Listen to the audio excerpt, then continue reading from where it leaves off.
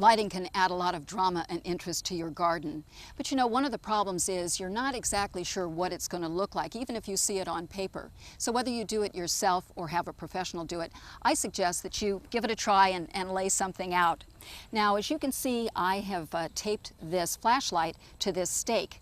And I've already tried to do a layout. I've spaced them about 4 feet between each other.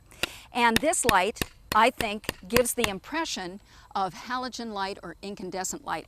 And so many of the lights for a garden are down facing. So this is a really good idea for that. Now, over here I have some luminarias, which are basically just bags with sand inside and the candle. And this gives an idea of what a solar-powered light might be like. When you do your layout, make sure to be careful of where the mower goes, and also you want to make sure that you avoid the light shining into your neighbor's house or your own house.